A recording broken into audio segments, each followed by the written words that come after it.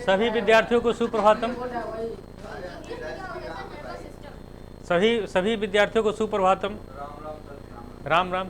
तो आज हम लोग पढ़ेंगे तंत्रिका तंत्र, जिसे इंग्लिश में कहते हैं नर्वस सिस्टम।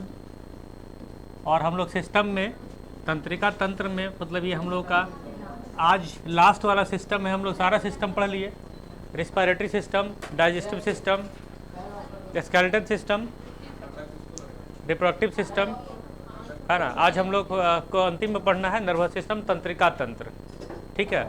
और तंत्रिका तंत्र में हम लोग जो पढ़ेंगे तो देखिए क्या होता है हमारा तंत्रिका तंत्र। अगर हम लोग हिंदी में लिखें या इंग्लिश में लिखें तो ऐसा करते हैं कि जो हमारे शरीर के प्रत्येक क्रिया गतिविधि को या क्रिया को, प्रत्येक क्रियाविधि को, शरीर के प्रत्येक क्रियाविधि को जो कंट्रोल करता है, विधि ऐसे होता है, क्रियाविधि को नियंत्रित करता है, उसको बोलते हैं तंत्रिका तंत्र, ठीक है। चाहे वो क्रिया किसी भी तरह का हो।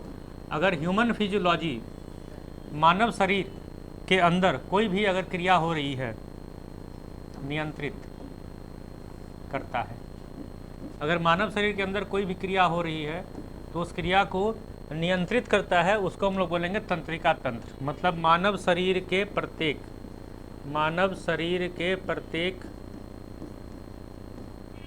क्रिया विधि को नियंत्रित करता है, तंत्रिका तंत्र, है ना। हाँ, तो हम लोग मेनली मानव का पढ़ते हैं, क्योंकि हमको बाकी बकरी कुत्ता और कॉकरोच से नहीं मतलब है हमारा, क्योंकि मेडिकल वाला नहीं है ना, नीट में पढ़ना होता है, ठीक है। और ये जो तंत्रिका तंत्र है ये एक कोशिकीय में नहीं होता, एक कोशिकीय में तंत्रिका तंत्र नहीं, क्योंकि एक ही कोशिकीय जो ऑर्गेनिज्म है उसके अंदर में कोई तंत्र नहीं होता, क्योंकि कोशिका ही उसका सारा तंत्र का काम करता है। तो एक कोशिकीय तंत्र में, माने यूनिसेलुलर एनिमल में, ये नर्वस सिस्टम नहीं होता है, तंत्रिका तंत्र अनुपस्थित रहता है। जैसे कि अमीबा में तंत्रिका तंत्र अनुपस्थित रहता है। बाकी जितना भी बहुकोशिकीय है उसमें तंत्रिका तंत्र उपस्थित रहेगा। जैसे कि हम लोग हो गए, तिलचट्टा हो गया, हाइड्रा हो गया, बहुकोशिकीय सारे एनिमल में तंत्रिका तंत्र है, चाहे वो प्लांट हो या एनिमल हो। मैंने सभी एनिमल, सभी लिविंग बीइंग के अंदर, सारे जीवित प्राणी के अंदर तंत्रिका तंत्र रहता है, एक कोशिकीय वाले में नहीं रहता। जैसे अमीबा एक कोशिकीय है। अमीबा जो है ना, ये एक माइक्रो ऑर्गेनिज्म है, इस तरह का शेप का होता है, इसमें एक न्यूक्लियस है और ये अमीबा होता है। तो इसका डाइजेशन, श्वसन, रिप्रोडक्शन सब एक ही कोशिका करता है, तो उसको तंत्र की आवश्यकता नहीं होती। बाकी जितना भी बहुकोशिकीय है उसमें तंत्रिका तंत्र उपस्थित होता है। तो मानव शरीर में भी तंत्रिका तंत्र उपस्थित है और काफ़ी डेवलप्ड है, जटिल भी है। तो मानव शरीर का बहुकोशिकीय से लिखेंगे, बहुकोशिकीय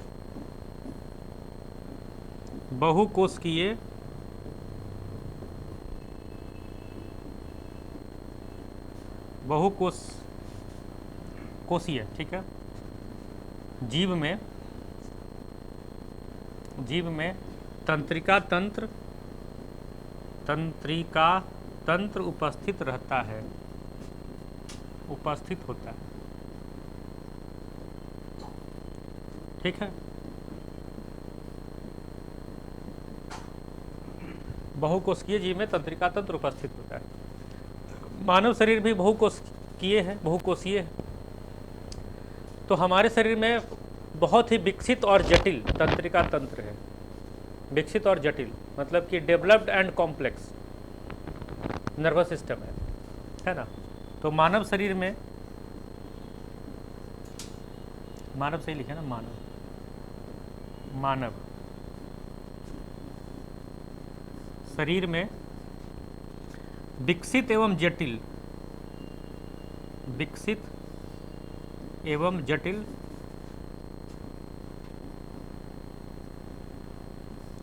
तंत्रिका तंत्र पाया जाता है।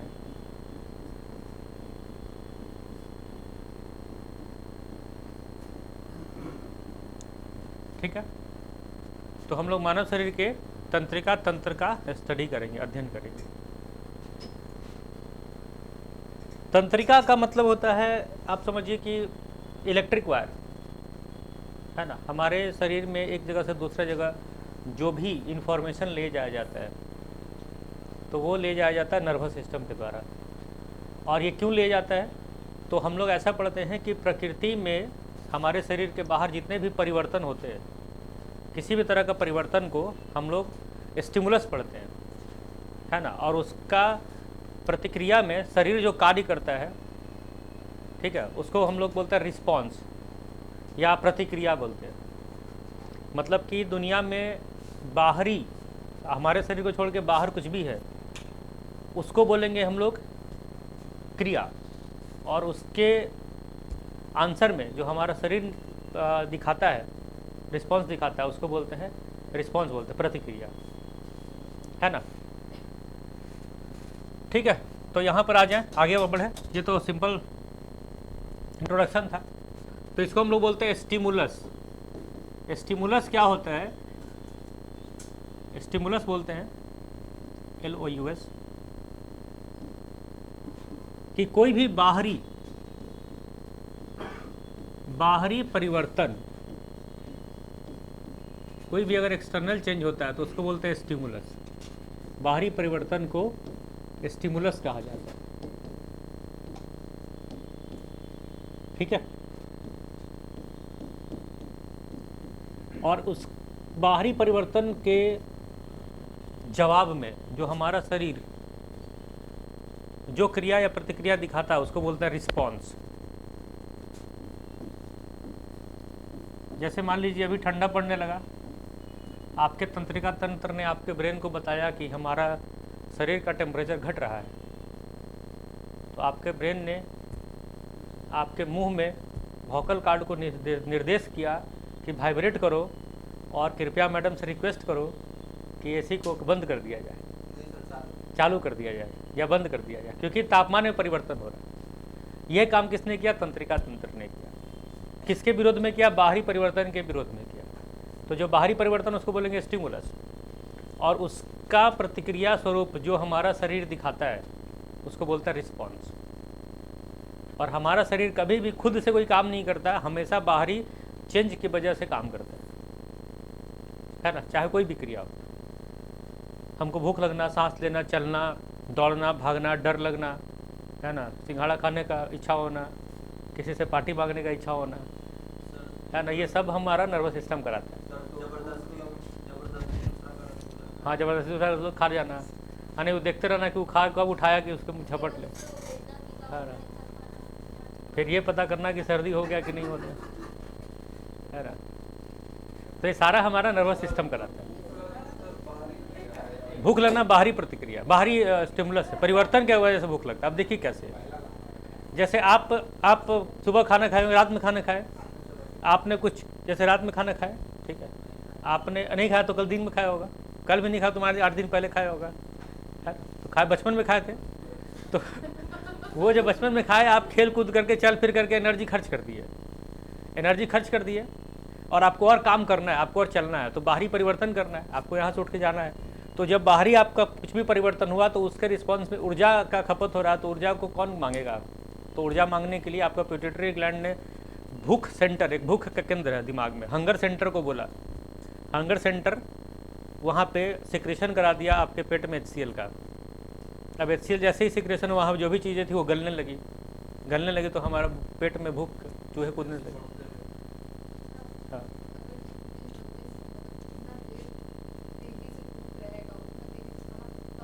नहीं, खाना पचता उतना तेजी से खाना स्टमक में जाता है, HCl उतना तेजी से डाइल्यूट होता है। जब HCl का मात्रा घट जाएगा तो भूख धीरे धीरे कम हो जाएगा।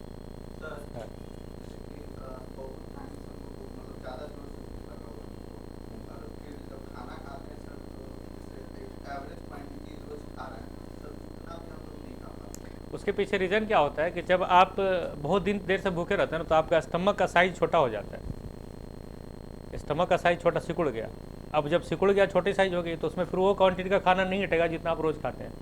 अगर किसी को ज़्यादा खाना खिलाना है तो उसको खूब ज़्यादा खाना खिलाइए, तब देखिए और ज़्यादा खाना खा पाएगा। लेकिन अगर किसी को 10 से 15 दिन से भूखा उसको बोलिए कि खा लो तो ज़्यादा नहीं खा पाएगा, क्योंकि स्टमक का जो साइज है वो कॉन्ट्रैक्ट हो चुका है, उसका नली सिकुड़ गया है। रिसाव करेगा, लेकिन जब वो नहीं, जैसे मान लीजिए कि स्टमक हमारा बैलून है, आप जितना ज़्यादा भरिएगा उतना बड़ा होता जाएगा। आप उसमें भरना कम कीजिएगा तो उसका कॉन्ट्रैक्शन मसल जो है स्टफ कड़ा हो जाता है, फिर वो फैल नहीं पाता जल्दी। पेट नहीं धसेगा, स्टमक धसेगा। वो जो बाहर हो तो चर्बी है, वो मोटी सी चर्बी जमी हुई है, वो धीरे धीरे गलेगा। पेट स्टमक का जो साइज है उतना ही बड़ा है। नहीं, पतला आदमी भी ज़्यादा खा सकता है, मोटा आदमी भी कम खा सकता है, क्योंकि मोटा आदमी में चर्बी जमा हुआ है, पतला आदमी में स्टमक का साइज बड़ा है।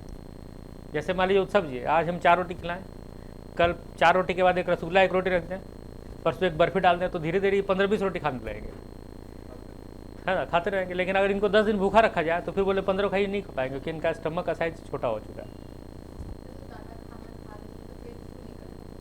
तो उस समय आपका स्टमक बढ़ा तो इस पेरीफेरी बढ़ती है, बट उतना नहीं बढ़ेगा जितना सोंधु आदमी का, उतना नहीं बढ़ेगा।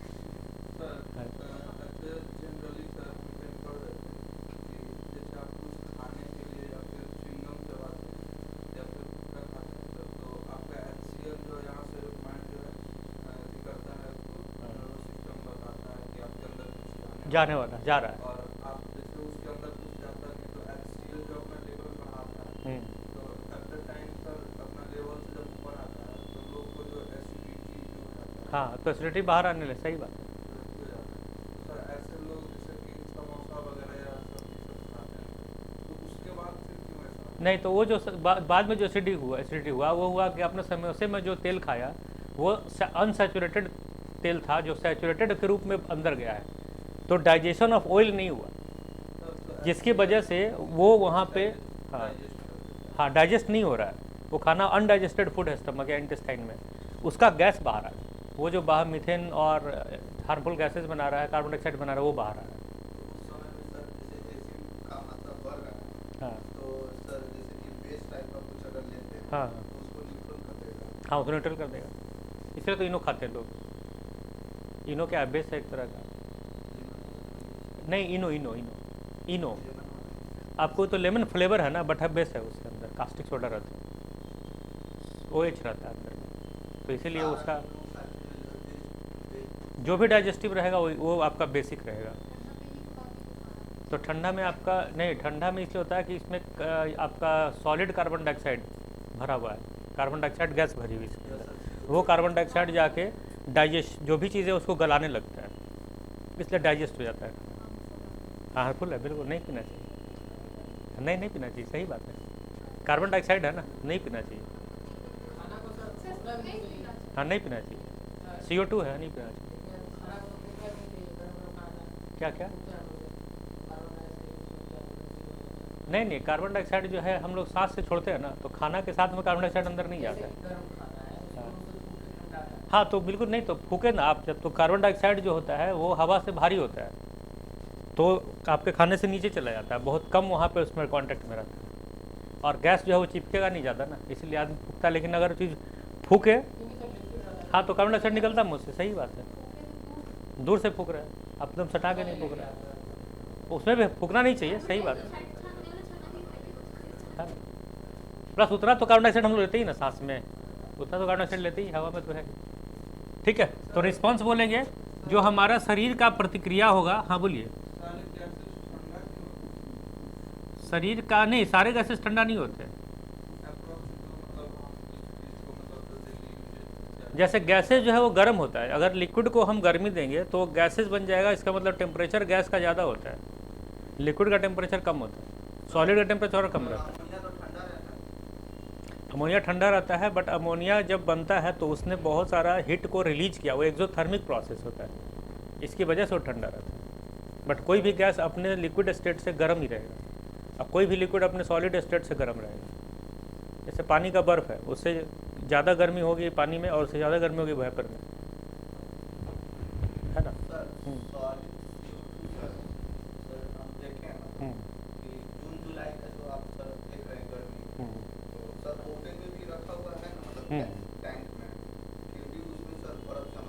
तो CO2 जो है वो हवा से भारी रहता है, इसलिए नीचे रहता है, आप देखते हैं ये क्या बोलते हैं, जो सिनेमा में दिखा था बादल में, तो क्या करता है, कार्बन डाइऑक्साइड का धुआं छोड़ देता है, नीचे में पूरा धुआं है, लगेगा वैसे बादल में चल रहा है आदमी, नीचे CO2 भारी रहता है। हाँ हाँ, CO2 भारी रहता है, ठीक है, तो वो नीचे में धुआं जैसा लगेगा बादल में चल रहा है, वो धीरे धीरे ऊपर उठते मिलते रहता है, मिक्स होते रहता है, ऐसे बादल से उठा रहा है। नहीं, LPG हल्का रहता है, इसलिए जैसे खोलते उड़ जाता है, उसमें लिक्विफाइड पेट्रोलियम ब्यूटेन और प्रोपेन का मिक्सर होता है, ज़्यादातर ब्यूटेन। तो ऐसे सर अगर जार में रहता है हाँ तो जब आप खाना बनाते हैं जनरली वो सब नॉर्मल रहता है, लेकिन जब आप खाना बनाने के दौरान तो अभी तो ऐसे गर्मी ज़्यादा पड़ रहा है, लेकिन ठंड के दिनों में तो उस पर बर्फ जम जाता है, हाँ, तो ऐसा कैसे? नहीं, बर्फ ठंड के दिन में बर्फ इससे जमता है कि जब वो बाहर की तरफ निकलता है ना, तो जब चीज वो बाहर निकला तो छोटे से छेद से बाहर निकला, तो बाहर निकलने के लिए उसको फैलाव चाहिए, वॉल्यूम बढ़ना चाहिए, तो बढ़ने के लिए वो बाहर से एनर्जी को एब्जॉर्ब करता है। तो जब एनर्जी ऑब्जॉर्व करेगा तो क्या करेगा, अपना जो कंटेनर है जहाँ से वो निकल रहा था उस वो लोहे का है या जिस चीज़ का, उसका हीट वो पहले ले लेता है, तो वो उसकी सरफेस ठंडी हो जाती है। सर एलपीजी क्या हो जाता है? लिक्विफाइड पेट्रोलियम गैस एलपीजी क्या हल्का रहता है, हल्का रहता है, ठंडा नहीं रहता? नहीं नहीं, जब वो बाहर निकलेगा ना तब वो ठंडा करेगा, और जो ठंडा आप महसूस कर रहे हैं वो लोहे का ठंडा है, गैस का ठंडापन नहीं है, जिस कंटेनर में रखा है ना उसका ठंडापन है। अभी प्लास्टिक में भी आ गया, अभी यहाँ नया आ रहा है प्लास्टिक में, हाँ आ रहा है नया प्लास्टिक, आ गया सर। क्योंकि पहले ज़्यादा सेफ था, लोहा ज़्यादा मजबूत था, अब उससे सस्ता मिल रहा है प्लास्टिक, तो उसमें डाल रहा है, प्लास्टिक कंटेनर आ रहा है ना, कोई दिक्कत नहीं, फाइबर टाइप का टेस्टेड है, वो सभी 2 बार पटक के टेस्ट किए।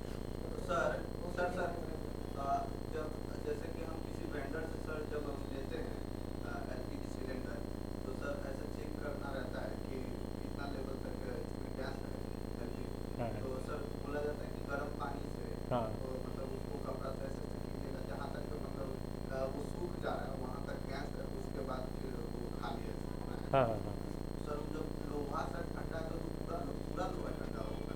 तो जितना दूर आपका गैस रहेगा ना, जैसे क्या बोल रहा है कि जहाँ तक सूखा उसके ऊपर खाली है, जहाँ तक सूखा, तो मान लीजिए कि ये मेरा कंटेनर है और यहाँ तक इसमें गैस है, आप कपड़ा यहाँ सटाए तो अंदर में गैस है, यहाँ पे लोहा है, इसकी हीट उसमें ट्रांसफ़र हुई, लेकिन जहाँ पे गैस नहीं है वहाँ ट्रांसफ़र नहीं होगा ना, समझ गया, तो जहाँ पे हीट ट्रांसफ़र नहीं होगा वहाँ पे नहीं सूखेगा, जहाँ पे हीट ट्रांसफ़र होगा वहाँ सूख जाएगा। जैसे बोतल में पानी भरिए, यहाँ तक मान लीजिए यहाँ पे पानी इतना है, हम यहाँ पे कोई चीज़ ज़्यादा ठंडा या गर्म लाएंगे तो या तो हीट इधर से उधर जाएगा या उधर से इधर आएगा, तो अंदर में गैस है, ये लोहा है, और यहाँ पे आप उससे ज़्यादा गर्म ला रहे हैं कपड़ा, तो ज़्यादा गर्म है अंदर कम गर्म है, तो गर्मी इधर से उधर ट्रांसफ़र हो गई, मैंने कपड़ा सूख गया, और ऊपर में जहाँ पे नहीं है गैस वहाँ पे ट्रांसफ़र नहीं हुआ तो कपड़ा नहीं सूखा। ये है कि ताप में अंतर का ये रिजल्ट है कि अगर बाहर ज़्यादा गर्म है तो गर्मी अंदर जाएगी, और अंदर ज़्यादा गर्म है तो गर्मी बाहर आएगी। आपने ज़्यादा गर्म पानी वाला कपड़ा लिया, मैंने पानी से कपड़ा ज़्यादा गर्म है तो टेम्परेचर अंदर ट्रांसफ़र हो गया, कपड़ा सूख गया, और जहाँ पे गैस नहीं है वहाँ टेम्परेचर अंदर ट्रांसफ़र नहीं हुआ तो कपड़ा नहीं सूखा, है ना, समझ में आया, क्लियर एकदम। तो देखिए यहाँ पे शरीर की प्रतिक्रिया को हम लोग रिस्पॉन्स कहते हैं, शरीर की प्रतिक्रिया को क्या कहते हैं, रिस्पॉन्स।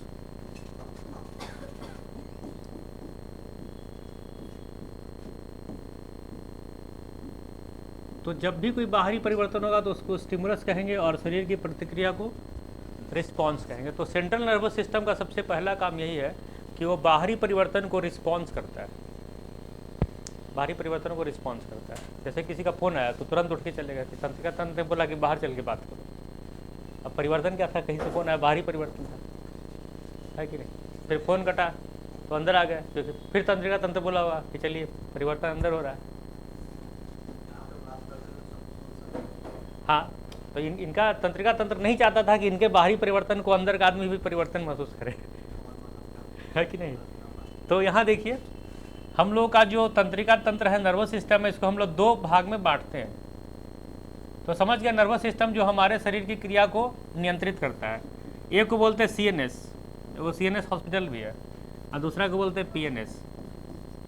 CNS का मतलब सेंट्रल नर्वस सिस्टम और PNS का मतलब पेरिफेरी नर्वस सिस्टम। इसको बोलते हैं मुख्य नर्वस सिस्टम। पूरा इसका फुल फॉर्म डालिए, central nervous system.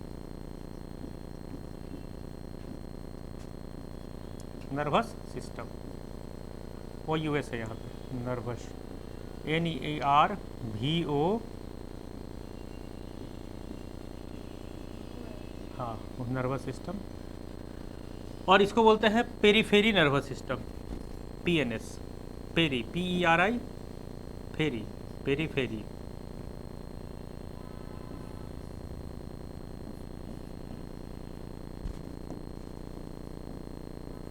Peripheral nervous system,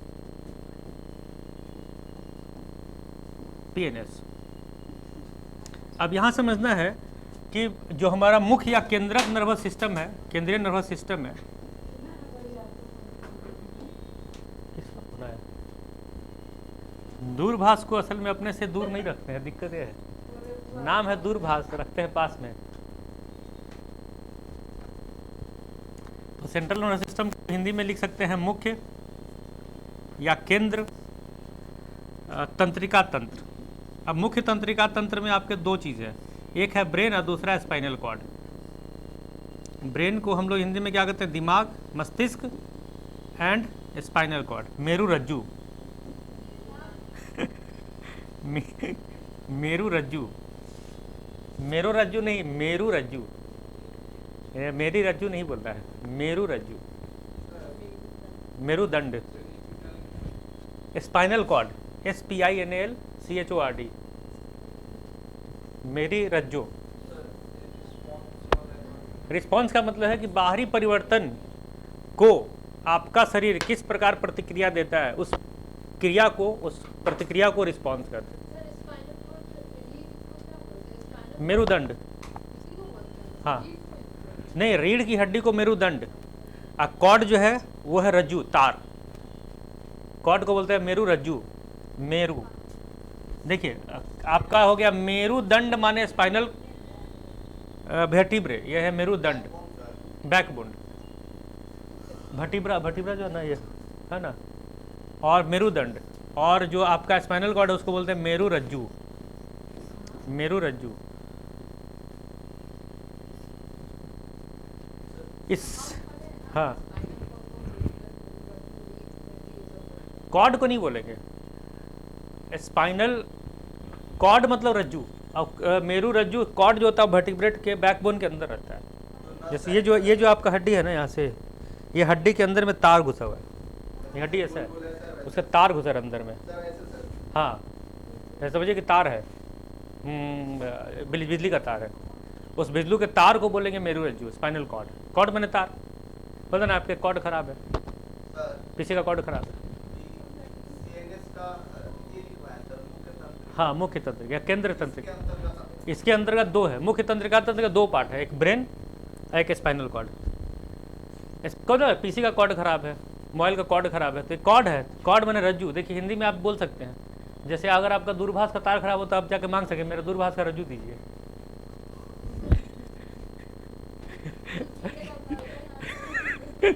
नहीं बोलिए कि हम लोग हिंदी भाषी क्षेत्र के हैं, दूरभाष का मेरा दूरभाष का आवेश रज्जू खराब है, चार्जर का।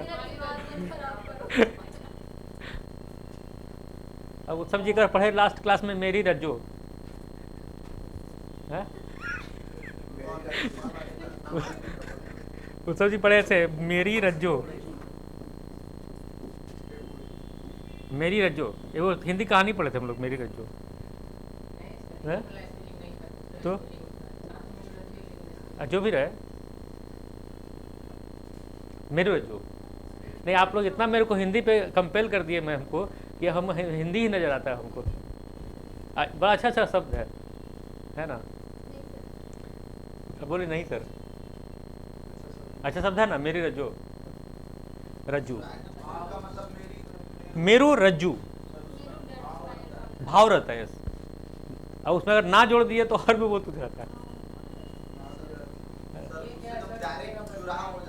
ये आपका जैसे हमारे शरीर में दो नर्वस सिस्टम है, समझिए जैसे उंगली का पोर है, मेरा स्किन है, ये सब हड्डी वड्डी है, इसको बोलते हैं पेरिफेरल नर्वस सिस्टम।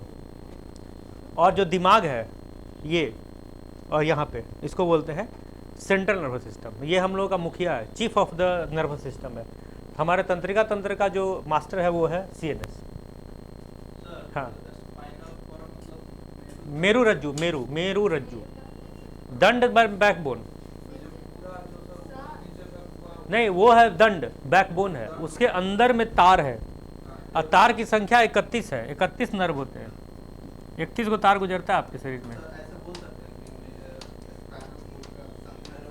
हाँ बोलेगा 31 नर्व्स, 31 स्पाइनल नर्व बोला जाता है, वो हम लोग लिखेंगे अभी आगे स्पाइनल कॉर्ड में। स्पाइनल कॉर्ड के अंदर 31 स्पाइनल नर्व गुजरते हैं, माने 31 तार गुजरता है सब, जैसे कुछ हाथ में जा रहा है, कुछ पैर में जा रहा है, कुछ लंग्स में जा रहा है, कुछ आपके बॉडी के हर ऑर्गन में जा रहा है। अग्निया 32 से 31 का ऑर्गन ही है, जैसे किडनी 2 हुआ, लंग्स 2 हुआ, 4, एक हार्ट हो गया, 5 एक स्टमक है, 6 एक इंटेस्टाइन, 7 एक और बड़ा इंटेस्टाइन, 8 फिर कोलन, 9 है कि नहीं, पैनक्रियाज 10, आपका क्या बोलते हैं पलीहा जो है स्प्लीन 11। तो ऐसे गिनिएगा तो आपके शरीर में 30 से 31 ऑर्गन है, और उस पर सब के लिए वो फाइबर है, एक एक तो तार है, स्पाइनल नर्व से जुड़ा हुआ। अब उस पूरे नर्व के गुच्छा को कॉर्ड कहते हैं। जैसे कि ये देखिए तार है, इसके अंदर में ये वो तार तो नहीं है, बहुत तार है, जैसे यहाँ पे देखिए कई वो तार है इसमें, है ना, बहुत सारा है। ये हो गया कॉर्ड, ये हो गया नर्व, एक इसका एक निकालेंगे तो इसमें तो करंट नहीं होगा, है ना। देखिए क्या कितना लपेटा हुआ है एक एक करके, आई बात समझ में। मेरू रज्जु माने स्पाइनल कॉर्ड, और उसके अंदर में 31 नर्व, नर्व माने तंत्रिकाएं, नर्व माने तंत्रिकाएं। हाँ, अभी हम लोग आगे लिखेंगे कि एक स्पाइन माने हमारा बॉडी के जो स्पाइनल कॉर्ड है उसके अंदर 31 स्पाइनल मेरू तंत्रिकाएं गुजरती है, जो दिमाग को और पूरे शरीर को जोड़े रहता है, मस्तिष्क को और पूरे। अब इसमें से कोई भी एक तार खराब हो जाए तो वो वाला पार्ट खत्म, उसका स्विच ऑफ हो गया, है कि नहीं। हाँ, उसका लकवा ये सब ऑर्गन काम करना, झुंझुनाना, बोलता मेरा यहाँ झंझन कर रहा है, वो बोलता मेरा झंझन कर रहा है, क्योंकि वहाँ वाला तार गड़बड़ा गया है। तो तार गड़बड़ हो गया तो नर्व जो है वहाँ झंझनाहट आएगा, मैंने उसको फील होगा, वहाँ से एक सिग्नल नहीं मिल रहा तो झंझन कर रहा है। हाँ, blood circulation is different thing sir. Blood circulation रुकने से झंझनाहट नहीं होगा, नर्व खराब होने से झंझनाहट होगा। हाँ, ब्लड सर्कुलेशन अलग है, जो उसको पोषक तत्व देता है।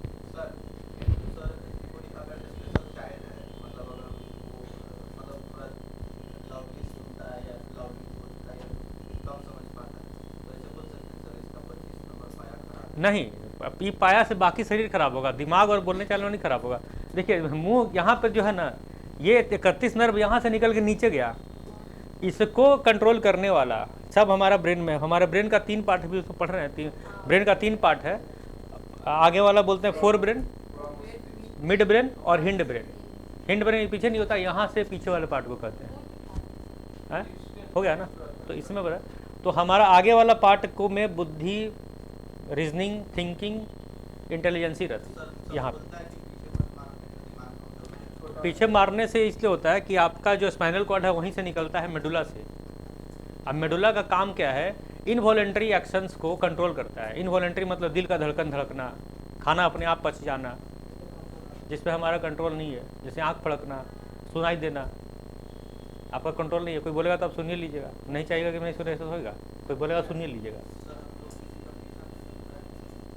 नहीं आपका पीछा करते हैं तो सब पहले ये आप पता कीजिए कि पीछा सही आदमी का कर नहीं करा आदमी का, क्या आपका टारगेट सही है।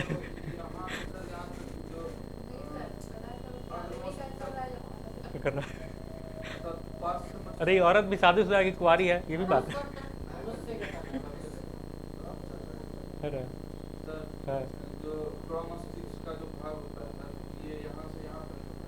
यस, ये पूरा स्कल को हम बोल देंगे दिमाग का भाग। ये हो गया पार्ट, खाने पीने वाला स्कल, इतना निकाल दीजिए। जो बचा 3 को यहाँ पे, इसके ठीक नीचे बीच में, इसके ठीक नीचे अंदर, ऊपर नहीं, बीच में, यहाँ मैंने समझिए कि तालू के ऊपर, तालू के ऊपर, मुंह का तालू के ऊपर, वो हो गया मिड ब्रेन। और तालू के ठीक पीछे जो ये लटका हुआ है ये वाला पार्ट है आपका हिंड ब्रेन। हाँ, इसके ठीक पीछे, इसके ठीक पीछे, हाँ इसके ठीक पीछे नीचे जो है वो हिंड ब्रेन। यहाँ फोर ब्रेन, बीच में अंदर मिड ब्रेन और ठीक इसके नीचे हिंड ब्रेन। आगे वाला पार्ट में होता है सेरेब्रम, सब हड्डी से होता है, स्मॉल नहीं कार्टिलेज का बना रहता है, हलवा जैसा रहता है। ब्रेन को पढ़ा नहीं जा सका आज तक, हाँ गुलगुल रहता है, ऐसे उठाएगा तो फच से पपीता ऐसा फचक जाएगा, उसके अंदर कोई स्टडी नहीं, कुछ नहीं होता, रखा हुआ है, हाँ ऐसा है माना गया है। हाँ तो रख दिया, कोई शीशा का बर्तन में उठा कर रख दिया, कुछ नहीं, उसको छू गया तो पचा जाएगा, कुछ अंदर है ही नहीं, पड़ेगा क्या, बहुत कॉम्प्लेक्स स्ट्रक्चर है, बना नहीं सकता कोई। हाँ तो वही नस नस हिस्सा है, वही आगे वाला फोर ब्रेन, पीछे वाला है ना। ब्रेन बहुत मुश्किल से बना सकते। पैरालिसिस स्पाइनल कॉर्ड दो तरह का होता है, ऐसे रहता है, बायां तरफ का दिमाग से दायां वाला हिस्सा कंट्रोल और दायां तरफ के दिमाग से बायां वाला हिस्सा कंट्रोल, ठीक है ना। तो उसको अगर इधर वाला खराब हो गया तो ये वाला खराब हो जाएगा, इधर खराब हो गया तो ये वाला खराब हो जाएगा, पार्ट खराब हो जाएगा, अपोजिट साइड। तो वो आपका पैर भारी होता है, सॉरी मैंने पैर जाम होता है, भारी होता है, पैर जाम हो जाता है, तो आपका ब्लड सर्कुलेशन वहाँ रुक गया। ब्लड सर्कुलेशन रुकने से आपका ब्लड सर्कुलेशन रुकने से आपका नर्व जो है वो काम नहीं किया, सिग्नल समझ गया, सिग्नल नर्व सिग्नल कहीं दब गया, बहुत देर तक ब्लड सर्कुलेशन नहीं जाएगा तो नर्व सिग्नल दबेगा, जिसकी वजह से आपको कंट्रोल होने में थोड़ा टाइम लगता है, समझ गए। बोला नहीं मेरा पैर भारी हो गया, पैर भारी का मतलब यही है कि आप बहुत देर तक बैठे रहे एक अवस्था में। तो हम लोग आगे बढ़े। देखिए पीएनएस का जो है हमारा 3 हिस्सा होता है, नहीं बात एक ही है, तो इसके 2 पार्ट हो गए, ब्रेन और हाँ हाँ बहुत अंतर है, बहुत अंतर नहीं, सेम नहीं रहता है। मानव मस्तिष्क बहुत ही उन्नत किस्म का यंत्र है, हाँ वो सेम रहेगा, लेकिन आपका जो अंदर में जो फंक्शनिंग है बहुत अंतर है। जैसे हमारे शरीर का जो 4 ब्रेन है वो डेवलप्ड है, बोलते ना कि किसी का बोलते हैं ललाट चौड़ा एकदम चमक रहा है, क्यों? क्योंकि आपका 4 ब्रेन बहुत डेवलप्ड है, काफ़ी रीजनिंग थिंकिंग नॉलेज गेन करता है। मैंने ये 4 ब्रेन है ना, यहाँ बोलता है एकदम चौड़ा टाइप का है, किसी का बोलता है त्रिशूल बन रहा है भगवान का।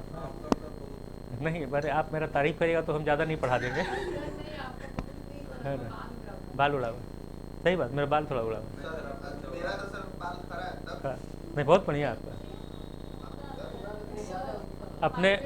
अपने घर का सबसे मजबूत दीवार खोज करके उस पर 2-4 बार पिटिएगा, देखिए मजबूत हो जाएगा, बड़ा हो जाएगा, है ना। दिमाग नहीं अनमोल भैया के पास दिमाग है, बट ये कहीं और यूज़ कर रहे हैं दिमाग का।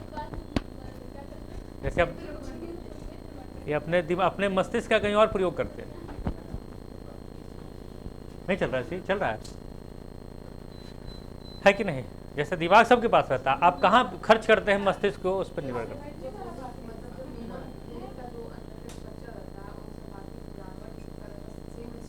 स्ट्रक्चर सेम रहता है बट फंक्शंस बहुत अलग रहता है, वो अनडेवलप्ड फंक्शन है उसमें।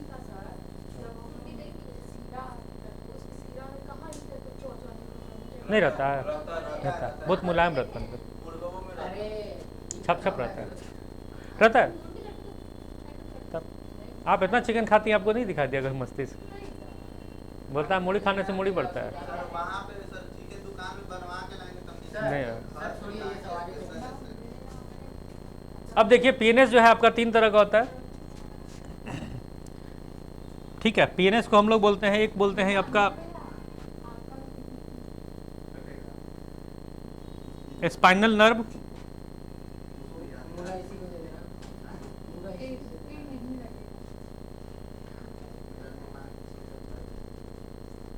विसरल नर्व,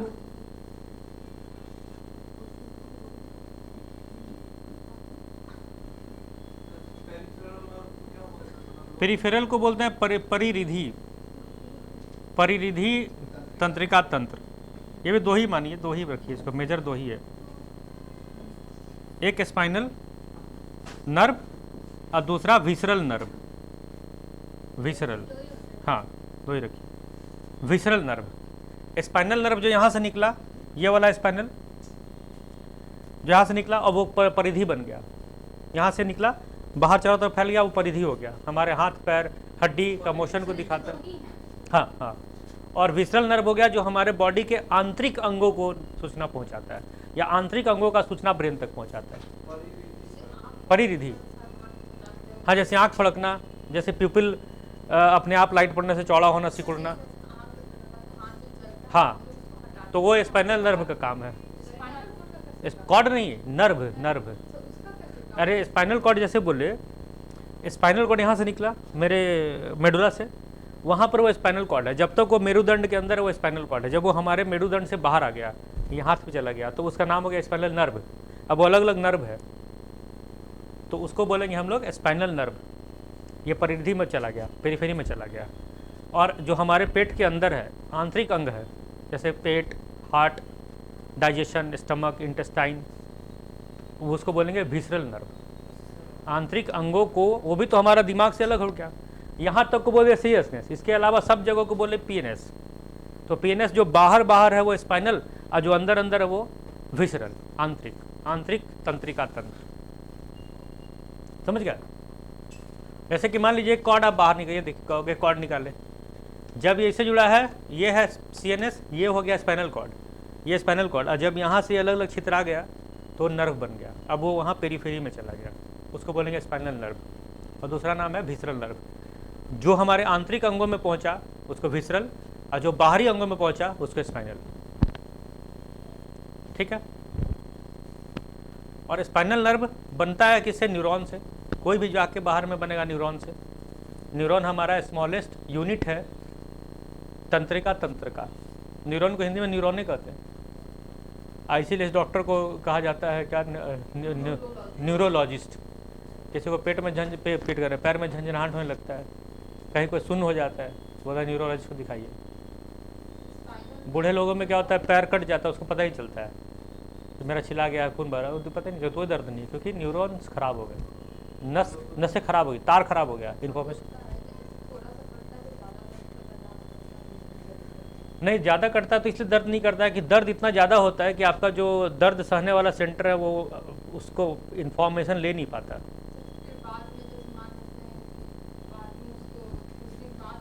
उसको दर्द ज़्यादा होता है क्योंकि अब उसका जो, जैसे मान लीजिए हमारा दर्द सहने का लिमिट है, जैसे मेरा आवाज़ सुनने का लिमिट है 100 डेसिबल, 500 डेसिबल का साउंड सुनाई दे तो हम 100 ही तक सुन पाएंगे। वही वहाँ पे भी होता है, जो हमारा दर्द सहने का, दर्द महसूस करने का जो कैपेसिटी है उसके बियॉन्ड अगर हो रहा है तो हमको नहीं पता चलेगा, लेकिन जब उसके अंदर लिमिट में आएगा तो फिर चिल्ला जाएगा आदमी।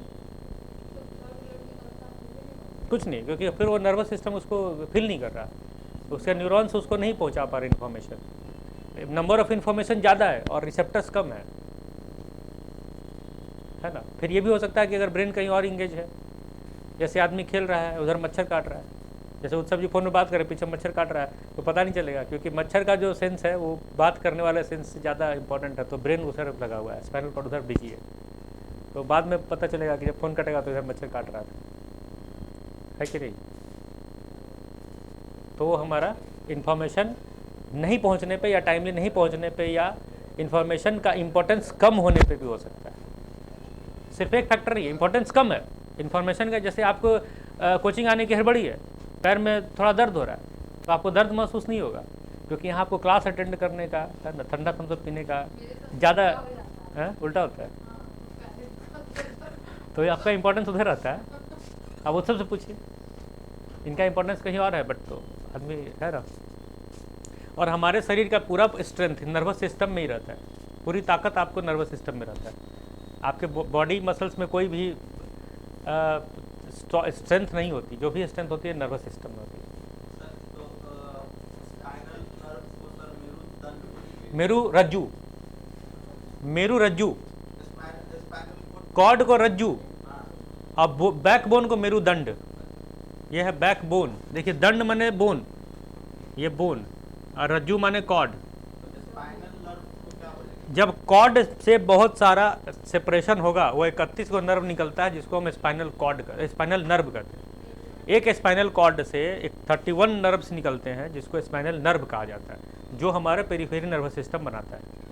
और जो आंतरिक अंगों में जाता है उसको हम लोग विसरल नर्व कहते हैं। नस भी नहीं बोलते हैं, उसको हम लोग कहते हैं नर्व, तंत्रिका। नस माने हो गया वेन और आर्टरी जिसमें ब्लड बहता है, तो तंत्रिका कहते हैं। धमनी, धमनी सिरा, इसको लिखिएगा कि सेंट्रल नर्वस सिस्टम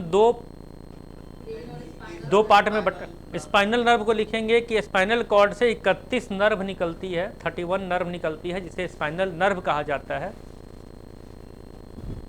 यह शरीर के बाहरी हिस्सों नर्व निकलती है, तंत्रिका निकलती है, जिसे स्पाइनल नर्व कहते हैं। 31 नर्व निकलती है जिसे स्पाइनल नर्व कहते हैं, जो शरीर के विभिन्न बाहरी हिस्सों तक सूचना का आदान प्रदान करता है। एक बार फिर से रिपीट करते हैं। स्पाइनल कॉर्ड से 31 नर्व निकलती है,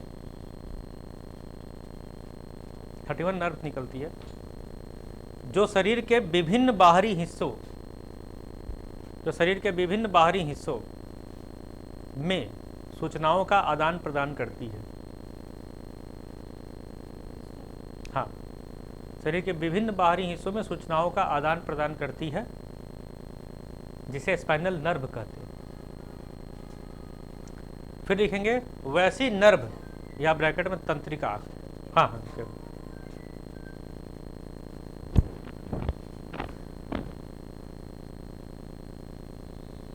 कर लीजिए कोई दिक्कत नहीं। जब उत्सव कर सकते हैं तो आप क्यों नहीं करते? जब बूढ़ पुरानिया बात कर सकता है तो आप तो मतलब यंग बच्चे अभी।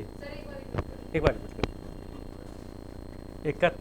स्पाइनल कॉर्ड से 31 नर्व के बगल में तंत्रिकाएं, नर्व को तंत्रिकाएं कहते हैं, तंत्रिकाएं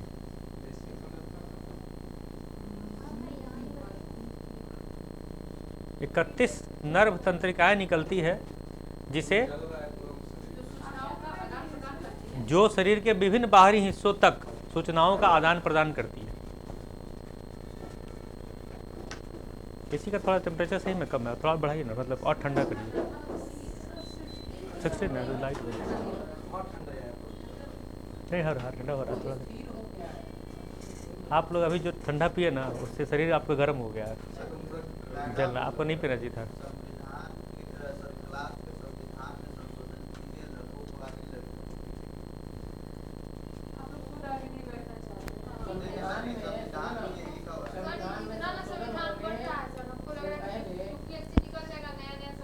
संविधान का देखिए, हम तो पॉलिटी नहीं पढ़ाते। देखिए मुझे पॉलिटी नहीं पता, लेकिन संविधान का फुल फॉर्म क्या है? संविधान बराबर विधि।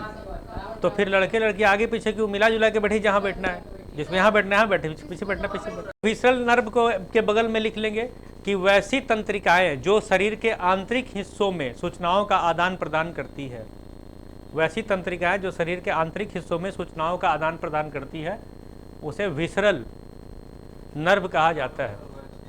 तंत्रिकाएं ब्रैकेट में नर्व, जो शरीर के आंतरिक हिस्सों में सूचनाओं का आदान प्रदान करती है, उसे विसरल नर्व कहते हैं।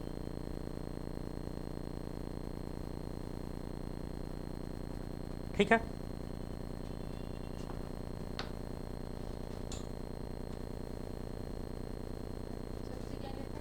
Visceral, VISCERAL। जैसे जब किसी का पोस्टमार्टम होता है ना, पोस्टमार्टम का हिंदी होता है, पता नहीं हिंदी क्या है, याद नहीं आ रहा मुझे, तो उसे बोलता है विसरा रिपोर्ट लाइए, है ना, विसरा रिपोर्ट। हिंदी में भी लिखता है विसरा रिपोर्ट। विसरा मतलब क्या होता है?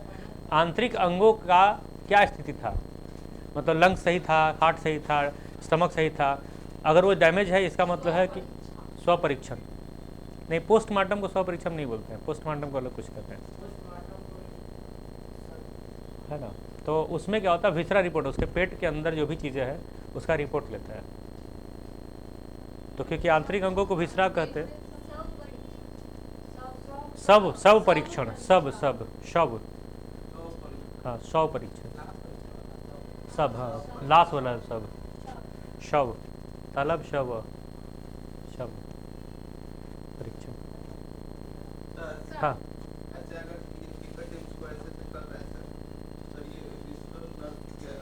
ये विसरल नर्व, ये आपका स्पाइनल कॉर्ड है, इससे आपका ब्रेन डेवलप होता है। जब ब्रेन डेवलप होगा, ब्रेन में तंत्रिका सूचना ज़्यादा जाएगी, ब्रेन एक्टिवेट होगा, तो ब्रेन क्या करेगा, आपके शरीर के बाकी अंगों को एक्टिवेट करने का सूचना भेजेगा, क्योंकि हम इसको ब्रेन को एक्टिवेट कर रहे हैं। स्पाइनल कॉर्ड से होते ब्रेन को एक्टिवेट कर रहे हैं। जा रहा है। तो आंतरिक अंग भी कब एक्टिवेट होता है, जब आपका ब्रेन एक्टिवेट हो जाएगा ना, तो सारे अंगों का सूचना वो एक्टिवेशन कर देगा, तेजी कर देगा। हाँ,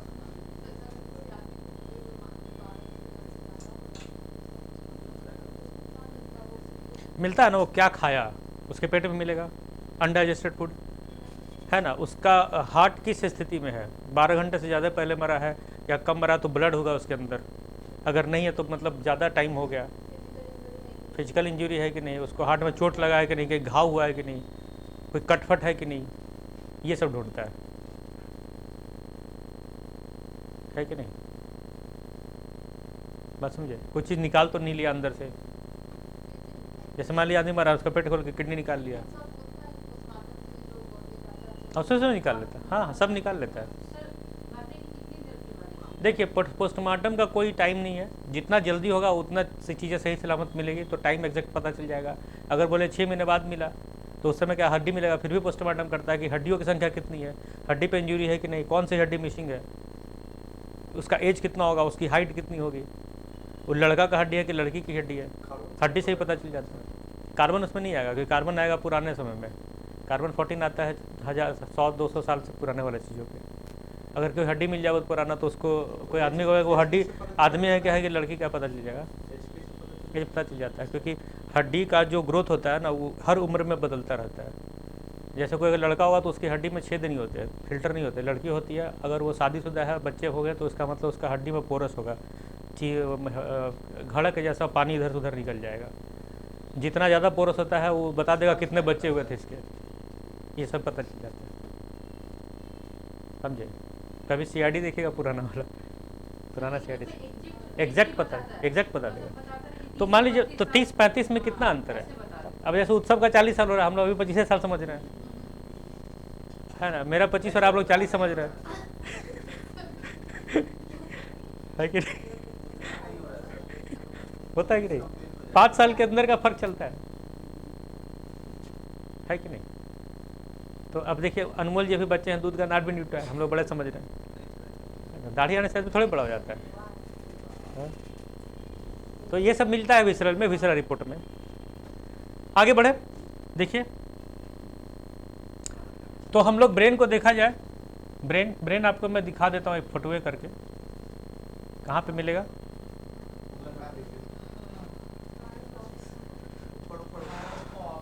तो जहाँ तक के पसंद का हम खोजे हैं, आज देखे जाएंगे हम शाम में।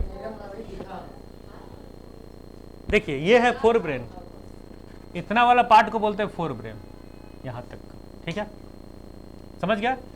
तो ये पूरा जो है, ये फोर ब्रेन ऊपर का हिस्सा है, और इसको बोलते हैं क्रैनियम बोलते हैं पूरा को, क्रैनियम।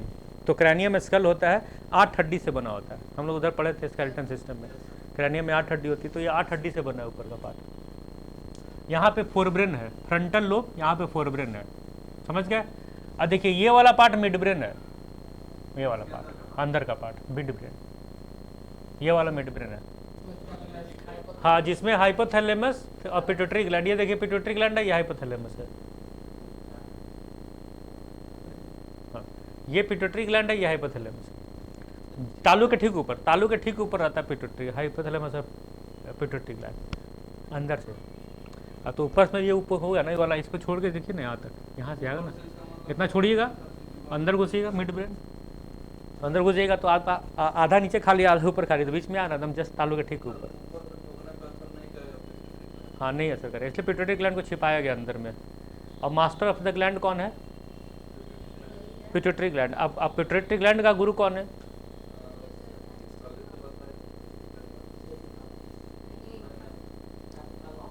यस, देखिए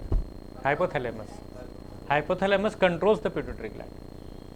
हाइपोथैलेमस पिट्यूटरी ग्लैंड को कंट्रोल करता है कि तुम ज़्यादा मत काम करो या कम मत काम, उतना ही करो जितनी जरूरत है। अब पिट्यूटरी ग्लैंड दूसरे ग्लैंड को कंट्रोल करता है। आगे वाला आप लिख सकते हैं यहाँ पे, ऐसे को फिट फोटो बना लीजिए इस टाइप का। बहुत जरूरी है कि कोई सुंदर ही बने, है ना, थोड़ा सा अपने हिसाब से ऐसे गोल बना लीजिए, आगे लिखिए फोर ब्रेन और ऊपर में लिखिए सेरेब्रम। सेरेब्रम, यहाँ पे लिखिएगा सेरेब्रम, CEREBRUM, सेरेब्रम। क्या हुआ? हाँ बहुत बढ़िया बना है, बहुत सुंदर, इतना बना लिया तो इसलिए आपका पीटी निकल गया। इतना ही बना लिया आप, बहुत मेहरबानी की मेरे पे। सेरेब्रम,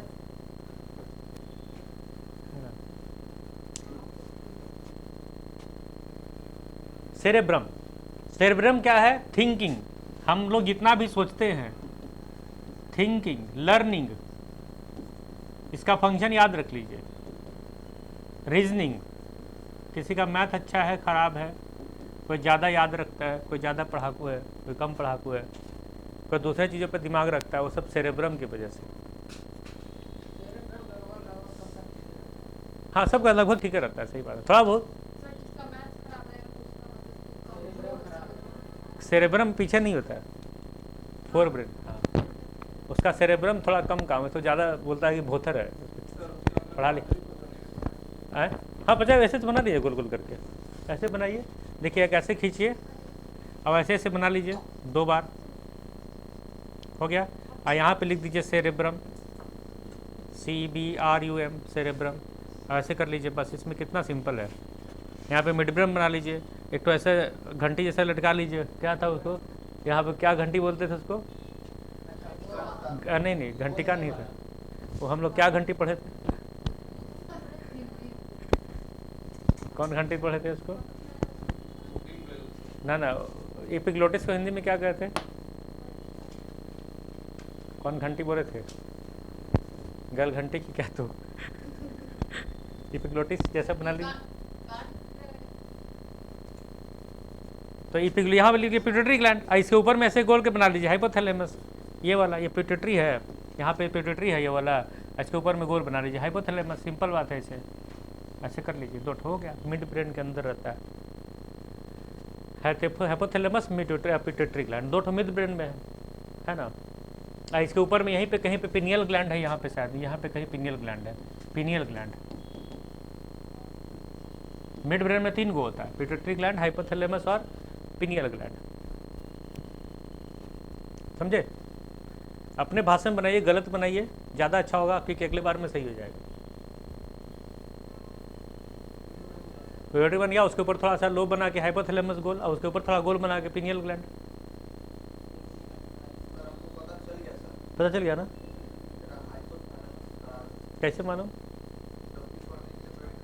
तो हाइपोथैलेमस थोड़े पढ़ाई में मदद करता है, आपको पढ़ाई मदद करता है वो सेरेब्रम, CERE, ये CE है, CERE भी है।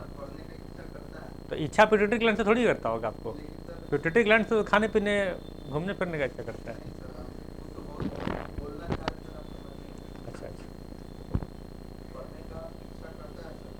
पढ़ने का अच्छा पेट में करता है, दिक्कत ये है। अच्छा सही बात, मित्र संगठन में काम कीजिए, संगठन ऐप बनाइए। नहीं नहीं, एकदम सही करते हैं। कर्ण ने लिखा है, रामधारी सिंह दिनकर ने लिखा है इसमें, मतलब इसमें कुरुक्षेत्र में, कि जब कृष्ण भगवान कर्ण के पास पहुँचे, बोले कि दुर्योधन का साथ छोड़ दो, तो कर्ण ने क्या बोला कि मित्रता बड़ा अनमोल रत्न, कब इसे तौल सकता है धन, धरती की तो क्या बिसात आ जाए अकंड अगर बैकुंठ हाथ, तो उसको भी न्यौछावर कर दूँ, कुरुपति के चरणों पे धर दूँ।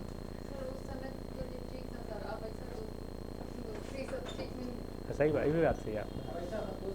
नहीं तो ऐसा दोस्त, वैसा मित्र ढूंढे। हाँ तो कहा अगले जन्म में मिलेगा, आज से ढूंढना शुरू करेगा, अगले जन्म में मिलेगा। तो ढूंढने का काम किए ना, ढूंढने का काम किए ना।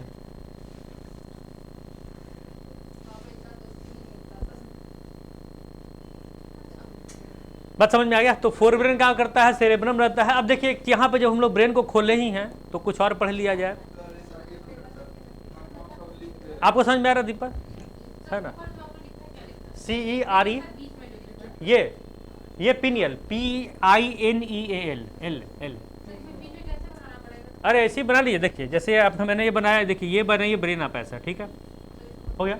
यहाँ पे ऐसे लाइन खींचिए, यहाँ लिखिए फोर ब्रेन, फोर ब्रेन या फोर हेड, हाँ फोर ब्रेन। और यहाँ पर एक पॉइंट दे दीजिए, लिखिए सेरेब्रम, हो गया, काम खत्म। इसके नीचे में लिख लीजिए लर्निंग थिंकिंग। हाँ ठीक तो बना, एकदम सही है, हाँ ठीक है, दिमाग बहुत अच्छा गोल बनाई है, सही बात है ना, दिमाग ज़रा ज़्यादा गोल हो गया लेकिन ठीक है। और यहाँ पे ये हो गया, आप ऐसे ले लीजिए, यहाँ लिखिए मिड ब्रेन, ठीक है। अब मिड ब्रेन के अंदर ऐसे लगा दीजिए पिट्यूटरी ग्लैंड, और यहाँ लगा दीजिए हाइपोथैलेमस, और यहाँ लगा दीजिए पिनियल ग्लैंड, हो गया। और उसके बाद में यहाँ पर से 3 को ऐसा लाइन खींचिए, ये वाला लाइन, ये वाला लाइन, ये देखिए, ये और एक ये पिछवा में ऐसे लटका दीजिए, एक ये हो गया, देखिए सेरेबलम, हाँ सर बीच में आप क्या लिख रहे हैं सर? बीच में पिनियल, PINEAL, पिनियल ग्लैंड, बताते हैं। हाँ इसके ऊपर, ये दोनों के ऊपर में ये वाला है, कहीं पे लिख दीजिए कि पिनियल ग्लैंड यहाँ मिड ब्रेन में होता है। नहीं सर, थिंकिंग, लर्निंग और रीजनिंग देता है सेरेब्रम। इसके साथ में आपको देता है इनवॉलेंट्री एक्शन, नहीं वॉलेंट्री एक्शन, हाँ ये पढ़ाए थे पहले हम, इसीलिए क्योंकि ब्रेन इसमें पढ़ना है CNS में, इसलिए दोबारा पढ़ते हैं। हाँ वॉलेंट्री मैंने हमारी इच्छा से होने वाला काम, जैसे हमको चलना है तो सेरेब्रम बोलेगा चलो, सेरेब्रम फंक्शन करेगा। हमको किसी को देखना है, मुड़ी घुमाना है तो सेरेब्रम, लिखना है तो सेरेब्रम, वॉलेंट्री एक्शन। हाँ तभी बोले सेरेब्रम कम काम कर रहा है, फिर बोलते ज़्यादा काम कर रहा है, नहीं उनका हाइपोथैलेमस सही बोले, ठीक काम नहीं कर रहा, वो हाइपोथैलेमस पहचान नहीं पा रहा कि कौन सही काम कर रहा है, कौन गड़बड़ काम कर रहा है। आपको आप 4 दिन उत्सव के साथ रहिए। सर नहीं सर, फिर सब काम करना बंद कर। वही तो चाड़ा चौड़ा है, गुस्सा आ रहा है। सर मेरा ब्रेन सर, हाँ सही है, देखिए इनका कितना सुंदर दिख रहा है, इतना बढ़िया बनाया है, सब धांसू है, ज़्यादा मिसू मत दिखाई, तो आँख में आ जाएगा आंसू। पिनियल ग्लैंड, अभी हम खाली नाम लिखे, अब बताते हैं फंक्शन। देखिए ऊपर में फोर ब्रेन में कौन रहता है, सेरेब्रम। सेरेब्रम का फंक्शन क्या है, लर्निंग, सुनिए यहाँ पे, लर्निंग, रीजनिंग, हाँ thinking, voluntary action, voluntary action, समझ गए। हमारे शरीर में 2 तरह की क्रिया होती है, एक वॉलेंट्री और एक इनवॉलेंट्री। अच्छी क्रिया और अनअच्छी क्रिया। अच्छी क्रिया जैसे है कि हमको क्या खाना है, कहाँ जाना है, किससे क्या बात कर रहे हो, वॉलेंट्री एक्शन। हाँ अरे वाह, आपका भी ठीक है, बहुत बढ़िया बढ़ा सर है। इसमें थोड़ा फायर नहीं है सर, हम डायरेक्ट इसमें सोचा कम है सर। रोजा का एकदम साफ साफ बनाया है, डायरेक्ट अंकित जी का दिल एकदम साफ है, नहीं सर, अरे दिमाग एकदम साफ है। वही दिमाग एकदम साफ है। हमें दिल तो दिमाग में ही होता है ना, दिल दिमाग ही में रहता है कहीं, लेकिन आदमी कोई डॉक्टर खोज नहीं पाया कहाँ तक। और नीचे जो हो तो हृदय है, आलिंद है, आलिंद नीले पंप है खाली। अब मेरे में ज़्यादा है सर। आप दिल दिमाग के अंदर होता है, यस सर। और यहाँ पे जो है वो है रिस्पिरेटरी पंप करने के लिए। हाँ तो ही तो बोल रहा है, तो जो जिसको हम लोग दिल बोलते हैं वो तो हृदय है, दिल इसी पे कहीं है, कहीं पे यहीं पे शायद पिट्यूटरी ग्लैंड, हाइपोथैलेमस कहीं होगा। होता है, बताइए, है ना, कहाँ बोलते, सही बात। सुजाता जी का दिल जो है चश्मा में रहता है, वो चश्मा में चिपका लिया है हृदय को, ठीक है। तो सेरेब्रम में क्या है, learning, reasoning, thinking, voluntary action. उसका देखिए ये हो गया, कहाँ रहता है, फोर ब्रेन में। आप लोग नीचे लिख सकते हैं, ये रहता है कहाँ, फोर ब्रेन में। अब आइए नीचे मिड ब्रेन में। मिड ब्रेन में 3 चीज़ें होती है, कौन कौन, पहला हो गया हाइपोथैलेमस, दूसरा हो गया पिट्यूटरी ग्लैंड, पिनियल ग्लैंड, नहीं मेडुला तो नीचे, हिंड ब्रेन, मेडुला लिखवाया है मिड ब्रेन में। अच्छा लिखवाया है क्या, उसमें लिखा हुआ है तो उसको सुधार लीजिए, उसको कर लीजिए मिड ब्रेन में, हिंड ब्रेन में। हिंड ब्रेन में क्या लिखवाया है, नहीं ये वाला इसमें, ये वाला इसमें, नहीं थैलेमस ठीक है, इसमें कि खाली इसको कर दीजिए, इसमें यहाँ पर लिख दीजिए ना हिंड ब्रेन, ये वाला को उस पर कर दीजिए, हिंड ब्रेन में। मिड ब्रेन, हाइपोथैलेमस, थैलेमस, और क्या बोले यहाँ पे, पिट्यूटरी ग्लैंड, पिट्यूटरी ग्लैंड, ठीक है। और एक हो गया यहाँ पे क्या बोल दिए, पिनियल, समझ गए? हाँ, पिनियल ग्लैंड देता है नींद को, sleepiness. Hypothalamus control pituitary gland, and pituitary gland master gland को बोलते हैं। ये हो गया मास्टर ग्लैंड।